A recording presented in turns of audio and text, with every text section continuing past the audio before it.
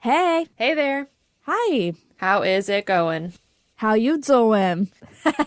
My name's Taryn. And I'm Tate. Welcome to our houseplant podcast, Plant That Sis.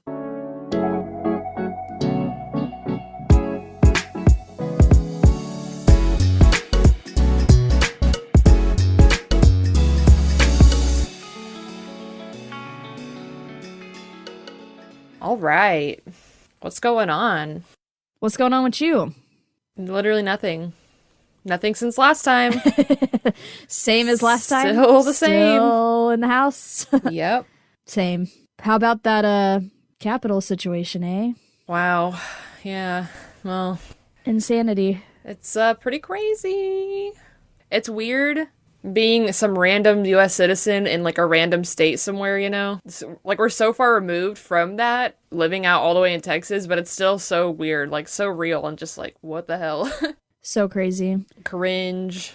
P.S. Georgia, we love you. You pulled through. Yes. Such good news You on such a stand. bad day. Okay, so anyways, back to what's most important here. Plants. The plants. Today, we're going to talk about one of Taryn and I's favorite plant ever.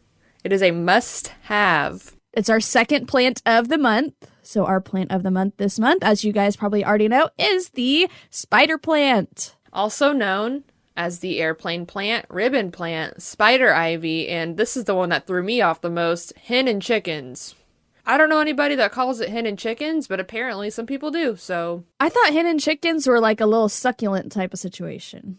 I've literally never heard of hen and chickens until I was researching the spider plant. That's so funny. I mean, maybe it's like the shape. I think it's probably because it has the babies. Yeah, the little babies. Little babies. So the scientific name is Chlorophytum comosum. So that's the species.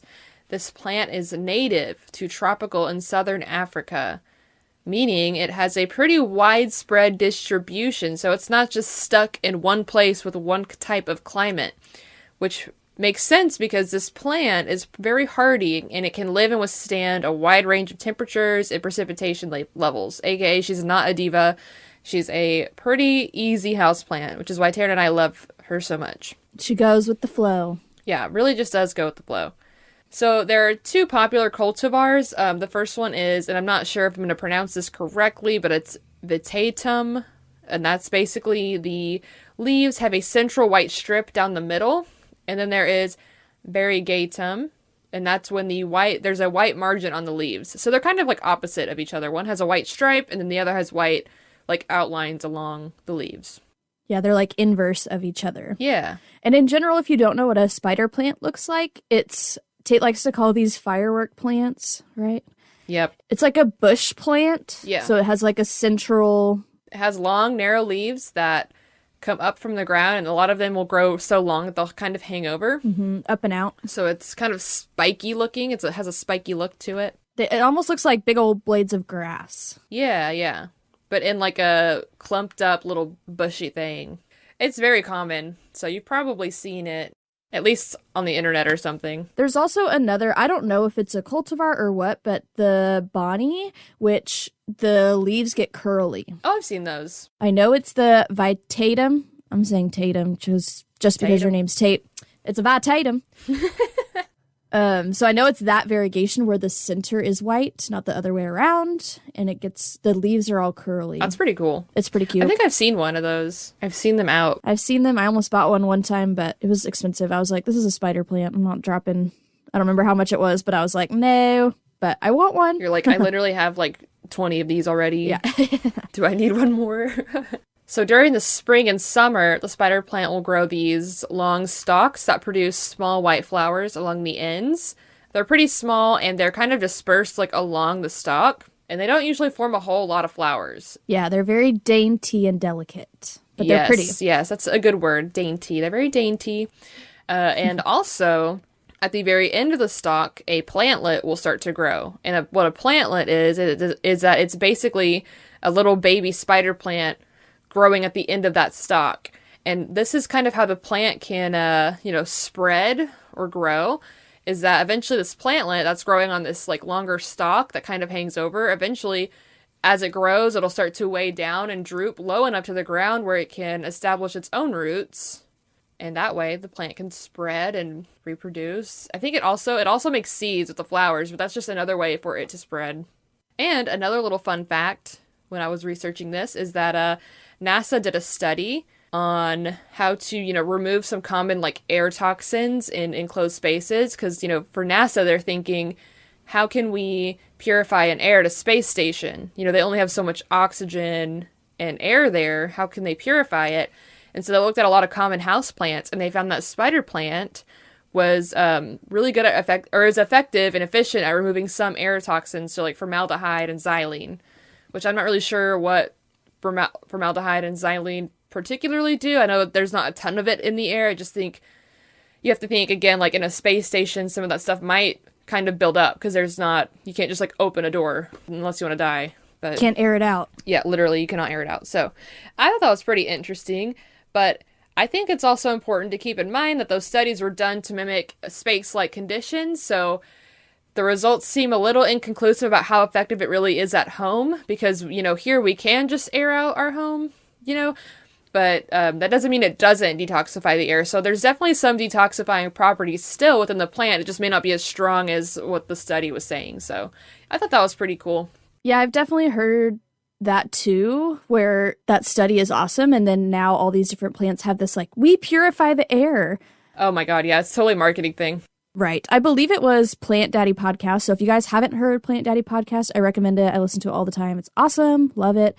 But they were talking about it, and it's kind of, it's not super crazy effective unless you have a trillion plants in your house or a ton of plants in your house, but it can't hurt. You know what I mean? It's not going to hurt you. Yeah, exactly. That's exactly what I was trying to say. It's not going to make a huge difference unless you have like a spider plant on every, like literally everywhere, but which eventually, if you have a happy one, you might. Yeah, which is why we love it. Yes, but it's just still interesting. It's fun to know. Other plants that were kind of on that list, just some popular ones to note, were peace lily, which you have one, Taryn. Yeah, I love my peace lily. Aloe vera, which we both have some aloe veras, and English ivy. So if you guys ever go out into space and need some plants, when we have to evacuate this planet because we killed it, be sure to grab some plants on the way. Take them with you to Mars. Which we know you all would. Anybody listening to this is gonna grab the plants. Grab the dogs, grab the plants. I would try. I'd be like, let's see if I can make this work. I'm a scientist. Yeah. Everyone at NASA is like, okay, girl, whatever. Environmental scientist when we killed the Earth. I'm an earth scientist. I may be out of a job if Oh no. Oh my God, think of the economy. when the earth is blown up or whatever. Seriously, my taxes better not go up. My stocks. Another kind of fun tidbit about this plant.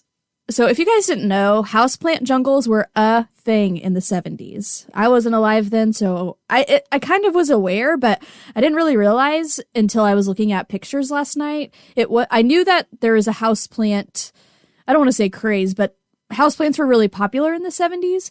But I was looking at pictures last night, and oh my gosh, I highly encourage you guys to look up some vintage 70s home decor pics because it's so fun to look at. They're like almost like what we see today, with obviously a lot more wood paneling and a lot more really bright colors, which supposedly design trends say we're heading towards. Hashtag no more white kitchens or whatever. Whatever. But one of the most popular plants at the time was the spider plant. And so you can look at all these vintage 70s houseplant jungles or even just indoor jungles. I saw a picture of a mall that had this giant like tree jungle in the middle of it. How freaking cool is that? Oh my gosh, Taryn, I was going to send you these pictures I found of this house in Vietnam where they literally have trees growing inside of their house. They have some like, I don't really know what kind of trees, but I saw some fiddly figs just like growing in their house. I'll have to send you it. It's so cool. Straight up trees. Yeah, straight up trees. Like they grow up the stair, well, not up the stairs. It's like by the stairway. So there's like a ton of room, high ceilings. It looked like a bougie ass house, but it also looked so cool. So cool. Speaking of indoor jungle. Yes. No, you have to send that to me. I love the indoor jungle look. I'm glad it's coming back. I'm here for it. Obviously. I'm so here for it. We love plants, so yep. No surprise. But it's really fun to look back, and essentially what I was just saying was that spider plants were definitely a part of that 70s look, especially I feel like a very vintage look if you're going for that. You stick a spider plant in a macrame hanger, nothing screams 70s more. I was just about to say, isn't the macrame wasn't that pretty popular in the 70s? Yes. Yeah. Oh, I love it. For it. I kind of, after looking at the pictures last night, was like, maybe I should just turn our whole house into a 70s vibe. You should. I'm here for it. Although I will say some of like I know you said, the trends are saying bright colors again, but some bright colors. Yeah. I don't know how I feel about that. No, yeah. I know I've said that on this podcast before. I have a hard time committing to color, so I'm just trying to embrace it, Oh, yeah, true. You should just go all out. Yeah, it's hard. Also, it's, you gotta buy all that stuff. Out, like orange. I mean, I do have a lot of Rust accents. Yeah, see? It's like we're just in 2020 or whatever this decade's gonna be, the 20s. It's 2021 right now, actually. Oh, shit, you're right. 2021. Kyle's first day back at work, he texted me. He was like, I wrote 2020 on every single order I sent out today. He had to go back and redo all of them. He was pissed. I was like, you're a freaking scrub, dude. What a rookie, bro. And look what I just did it. Dude, I know when I go back to like teaching and going to class and stuff, I'm definitely going to do the same thing. It's going to be 2020. I feel like 2020 flew by. Really? It was like the weeks were flying by, but the days were long. It was weird. Anyways, we should have talked about this on the New Year podcast, but here we are talking about it on the Plant of the Month one now, so. Yeah, 2020 is clearly still lingering. Haha. So. But some good news about the spider plant is that those plantlets that I talked about, those are easily propagated. And by easily, she means it. That's the reason I think that I love this plant the most, is how easy you can propagate the babies and how often and consistently it puts out the babies. Yeah, I think my plant this summer had a ton, and it's super low maintenance. Like the plant itself, and we'll talk about like the care guidelines and stuff like that, but just in general, the plant itself is pretty low maintenance, so it's pretty awesome to have a low maintenance plant that puts out a lot of babies and high reward for a little bit of work you have to do for it. It's pretty cool. And it's kind of nice if you're the type of person who has a hard time chopping off to propagate your plants. Like if that just stresses you out and you have a hard time just like cutting into your plants, it's great because it doesn't change your mother plant, which is what the main plant is called, the mother plant. It doesn't change that plant at all. You're not really taking anything away because it pops out these babies just for you. I was just going to say that those stalks that these plantlets form on, like they'll eventually just die anyways and go away, So you don't really have to cut off any of the actual mother plant at all, just that stalk that it's growing on. And that's going to go away eventually too, So I've read before that you should wait to remove those babies until you see little roots already forming. And I read this after a million times I had taken them off way before roots had formed. And then I tried it. I tried waiting, which is, takes patience, which some of us are blessed with more patience than others. But I was able to wait one time and it was great, but I didn't really notice a difference, honestly, as far as the plant goes. So I've had success both ways. I don't think I've ever waited. I've always just like, as soon as I see them, big enough for me to put them in something, I just cut them off and put them in the water. And they always have rooted for me. I've never had any problems. Not disputing that fact, but, No, yeah. I was just throwing it out there. Yeah, if you're not patient, because I'm not patient, obviously. So Taryn and I have had I don't want to say a long history with the spider plant, but compared to our other plants that we have, I would say it's definitely like a classic, one of the OGs, was there from day one. Relatively speaking, for right. Sure. So I've had one. I think our grandma actually gave us our first ones. Yes, for sure. So many. That one that I have, it's still alive. It's still hanging in there. Is yours a green one? Like a solid green one? No, it's the, which one is it? Hold on. No, get this, Taryn. So mine, the one that Grammy gave me, is a variegatum, which is the white margin on the leaves. Mm-hmm. But one of the babies that popped out was a vitatum with the central white stripe. Dude, that is so crazy. Isn't that so crazy? I was so like, how does that happen? But the one, okay, I don't know. That's so crazy. I've been wondering that this whole time. I don't know if it was just like some mess up, like a mutation. Maybe they just do that. I have no clue. That's like an even better deal. You get a ton of plants, but you got even multiple variegations out of one, or what are they called? Cultivars. Yeah. It hasn't, it's only done one. It's only done one and it hasn't done it again. So weird. Yeah, the sad thing is that, so that one that it popped out, that was a different kind, which I honestly like better. I think it looks cooler. It's on a windowsill and it was doing good. It wasn't doing great. It wasn't getting enough sun, I think, but it was okay. And then my freaking cats love to be really stupid. They do this thing where if there's anything flying outside of the windows, like a bird or like a hornet or something, they'll just jump into the window like they can catch it. And they never learn. They never learn not to jump directly face first into the window. It's constant. So annoying. But anyway, so they did that because there was a bird or something and knocked it off. So it's all broken up and beat up. So I think I may just trim a bunch of it off, you know? Yeah. Cut it back. Water it. Because it's still alive. It's still hanging in there. Like I said, these are some hardy plants. Like, it looks horrible and sad, but it's not dead. That's awesome. So yeah. If it can survive being, and it's been knocked off multiple times. It's been like 3 or 4 times at this point, and I need to move it because obviously the cats are not learning their lesson. That's so funny. I've tried to scare them away from it, but then they just hate me, and I'm like, okay, well, I don't want you to hate me, but stop knocking over my plants. That's funny. Definitely a good, great beginner plant. They're so easy. Like, I just don't know why you wouldn't, you know? Mm-hmm. If you are the kind of person that thinks they kill a lot of plants, I think this is a plant to get. It's hard to kill.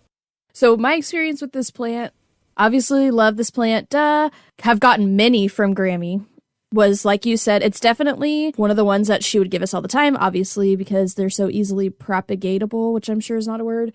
Yeah, and I think she had a bunch of them too. Yes. So she would give them to us, and the biggest one I have is the white stripe in the middle, whichever one that is. Is that the one you said you like better, or you like it the other way better? I think I like the white stripe in the middle. I like both, though, honestly. Yeah. So the big one I have is, I'm pretty sure, one of my Survivors Club plants. Like, I had it when I lived in the apartment, when me and Kyle lived in that apartment.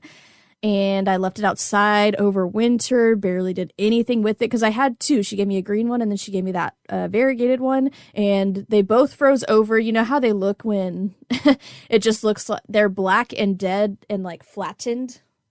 Like they got blown over to the side or something. They were both kind of like that. Yeah. But the other one died, but this one came back. And I've potted it a couple times. And I keep it outside in the summer. I put it like on the edge of my covered patio so it gets lots of sun. So it's pretty big. So yeah, that says a lot, basically. Any plants that are in my Survivors Club of I left them out on the patio for a year and barely did anything with them, that's a good sign. For real. I have 9 spider plants in my house right now. And I have all the variations except for the curly girl. I don't have the Bonnie. Dang. Yeah. I found, because I have the white stripe in the middle, but I didn't have the other kind, and I did finally find it at Home Depot. Or I mean Lowe's. Lowe's. Ooh, I was like Home Depot. Yeah, no, Lowe's. You guys should go to Lowe's instead of Home Depot. We stand Lowe's.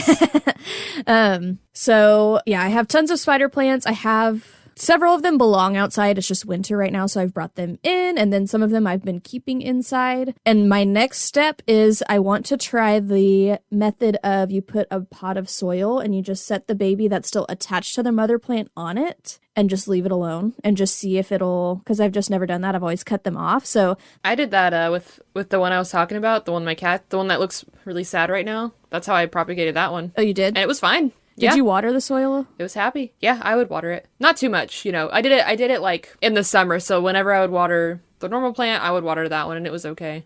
Sweet. Because, you know, you got to think, too, it's still connected for a little bit with that mother plant. So while it is forming its own roots, like, it is still kind of, I'm assuming it's still kind of able to get some nutrients and survive off of that connection for a little bit. It's like an umbilical cord almost. Yeah, I have some right now propagating, growing some roots. They're probably ready to plant in the soil, actually. Nice. Yeah, my cats just love spider plants. I don't know what it is. Every time I propagate them and I bring them inside, it's really Sterling in particular. He always goes for them. I think it's because they look like they kind of hang over and they almost look like I don't even know. Does it look like a spider? I did read, when I was researching this plant, I did read an article that said, I don't know how true this is, and I don't remember which article this was, so, but... What? Because I was looking for some 70s stuff. I wasn't really looking for the science stuff. That's your half. Gotcha. Yeah. So I wasn't really trying to look into it, but I read something that said back in like the 1700s, there was another plant that was similar style. Like it bushed out from the center, big long stalks like that. And it supposedly helped cure spider bites. And basically... They thought they were related. Obviously, now that we have DNA and stuff, we know that those two plants are nowhere near related, but... I think I did read that, too. Or something. I don't know if I read the whole spider bite thing, but I read somewhere that they used to think it was... Like, I mean, it's just been reclassified a bunch. Basically meaning with what you just said. DNA stuff. They kind of know what's actually related to each other. Instead of things just looking alike. All the plant people out there, so hashtag over it with scientists renaming stuff and reclassifying stuff. Everyone's like, can y'all just stop? Because it'll never stop. It's hard to keep track of. I know. It's even within the scientific community, it's like a joke. It is important, but it can be confusing. That's just, that's the scientific process is it's tedious and it can change as we get smarter and our technology gets better, Yep. Like, there's a lot of birds that were classified and reclassified and reclassified and reclassified and reclassified, so I get it. It's really annoying. Especially when you're trying to look up a care guide. Right. Online, and there's like 3 different species names, and you're like, okay, I don't even know what this is. Is this one? Is it this one? I don't know. Well, it's especially like the common, so like not spider plants, snake plants. Yeah. We call them Sansevieria, but they're not actually Sansevieria anymore. They're actually in the Dracaena family now. Ooh. But pretty much everybody, everywhere you see it, they still call it Sansevieria. Everyone's just like, no, we're not doing it. We're like, we're good. We're just going to keep calling it its incorrect name. Because Dracaenas are a totally different thing. And so if you start, it's funny. It's a funny little debacle. It's about the genetics, Taryn. That's why we scientifically name anything. No, I'm aware. It's about their phylogenies. Don't be throwing those science words at me. Who's related to who? Where did the species diverge? She said phylologies. Phylologies? What did you say? Phylogeny. It's like the tree. Phylogeny. You see? The tree, like misogyny, phylogeny. Yes, but it's not bad like misogyny. Evil. Right. It's not horrible. Well, I don't know. It can be kind of horrible. Haha. Haha. Haha. All right, let's talk about spider plant care. So if you don't already own a spider plant, go get one yesterday. Yep. And this is how you take care of it. Yeah, so spider plants are, like I've said already so many times, I feel like, but they're just pretty easy, honestly. So for the light requirements for the spider plant is going to be, I think I saw online bright indirect light, like all day. It does like a lot of light. My spider plant does get direct light in the morning and then shade all day, but it still gets decent light.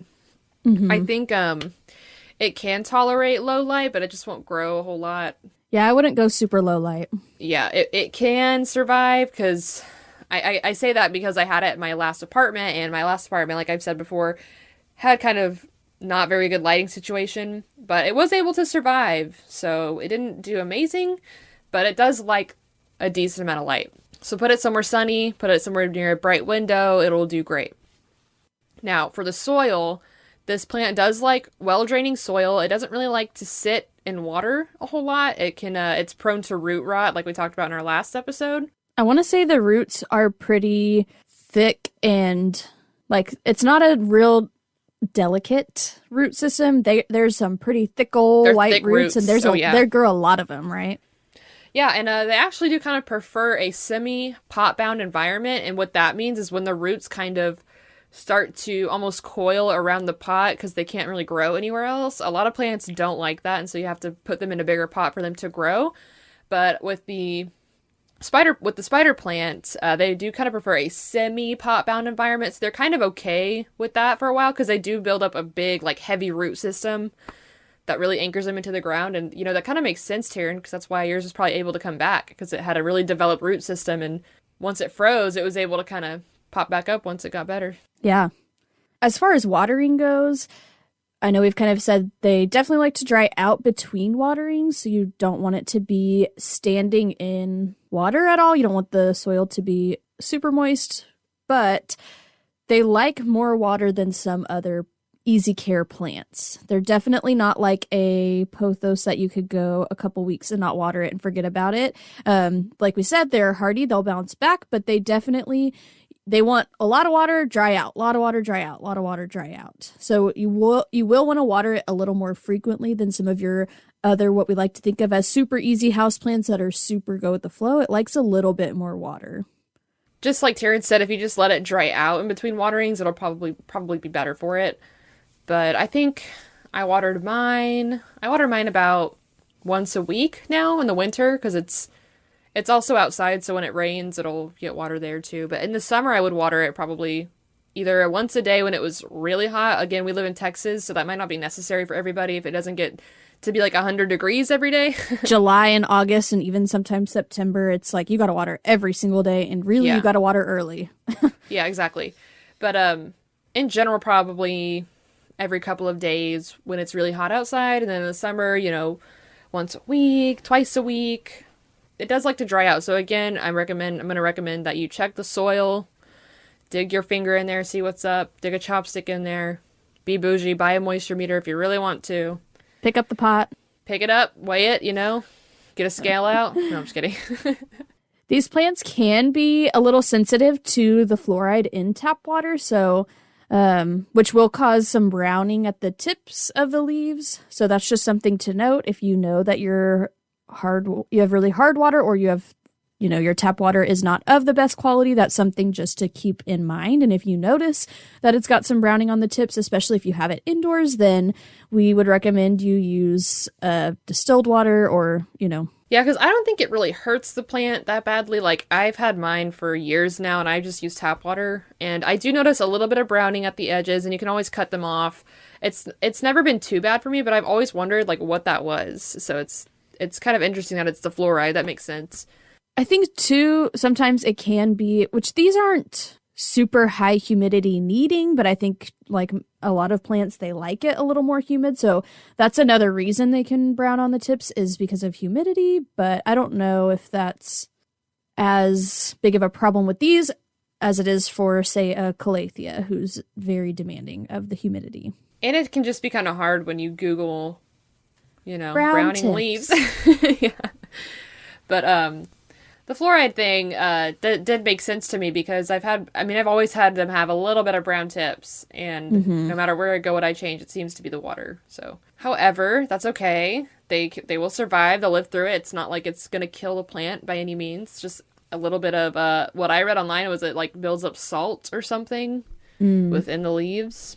That's about as much as I could gather from reading what I was reading. I was like, okay, but just an interesting fact. So don't freak out if it starts to have brown tips. It could be just the water, and it is pretty hardy, so you'll start to notice if it goes downhill. It's not just going to die on you overnight. That's what I like about this plant. If it's thirsty, it'll kind of droop, so you know to water it. It'll kind of, the leaves will kind of fold up a little bit too. Yeah. Like a lot of other leaves, that's something, if your leaves start to get curly, that sometimes can mean it needs, not curly, but if they curl, they start to fold in half. Yeah. Yeah. Like from the center, they fold inwards. Yes. Hot dog style. Hot dog, yes. The best thing about this plant, especially if you're beginning, is that it'll give you lots of babies, and it'll help you multiply your plant collection, and they make great gifts. So once you are at a spot where you feel like you have enough spider plants in your life, I don't know if there is such a thing, but I'm sure it exists for people. They're great things to give away as gifts. Yeah, and the good thing, too, is that since they're not so hard to take care of, I feel like it's more accessible to people. So if you know someone that wants a plant or always talks about killing a plant or whatever, it could be a good gift for them to be like, no, you can keep a plant. Here's an easy one, For sure. And it came directly off yours. You don't have to buy it. It's important. Save that money. Okay, guys, we're doing a surprise giveaway. Surprise, surprise! Surprise giveaway. So this is the first time we're doing this. Obviously, we haven't done this before, but we want to, like we've said before, we're all about spreading and sharing the plant love. And so to honor how much we love the spider plant, we want to give away a baby spider plant. So I have a baby spider plant that I rooted. I did water, just put it in water, grew roots, and I potted it up, and we are going to give it away. And so if you don't follow us on Instagram, that's where we're going to be doing the giveaway. So you definitely want to follow us on Insta at PlantThatSis is our handle. And essentially we're keeping it simple. We're keeping it basic. Again, we've never done this before, so we're just going to try this and see how it goes. But basically the rules are going to be that you have to follow us on Instagram. You have to like the spider plant post that we posted today, the day the episode dropped. And you're going to leave a comment and tag a friend. And all of this will be on the Instagram post, so don't worry too much about it, but we are super excited to share a baby spider plant with one lucky winner. We love to spread the spider plant joy. I don't know what I was trying to say there. So we know y'all have got some Spidey plants out there. We know most of our plant parents out there have tons of spider plants. So we want to hear from you. What is your favorite thing about spider plants? Which version or which cultivar variegation is your favorite? What's your favorite way to propagate the babies? What's your favorite thing to do with all your propagated babies? Let us know. Also, don't be shy in sending us, like, your setup. Like, if you have some cool spider plants set up in a cool area of your house, your apartment, or your space, like, please send it in. I'm always looking for inspo. I would love to see what you guys come up with as far as, like, home decor and incorporating plants into that, especially something like a spider plant. So don't be shy. Feel free to send those in. Yes, let's be friends. Tag us. Yeah. Speaking of tag us, I know we've already said this, but you can find us on Instagram and also Twitter at PlantThatSis. You can email us, plantthatsis@gmail.com, and our website, though it is still, getting going, we're still working on it, but our website is plantthatsis.com. So reach out for sure. We want to be friends. We want to see what you got going on. Let us know. Please do. For our next episode, we're excited. We are doing a tribute to the drama queens. Plants who are beautiful and difficult and loud and vocal. So join us as we chat about our love-hate relationship with the divas. Thanks so much for listening, and we will chat with you guys next time. Yes, hope you guys are hanging in there. Talk to you soon. Thank you so much, and bye. Bye.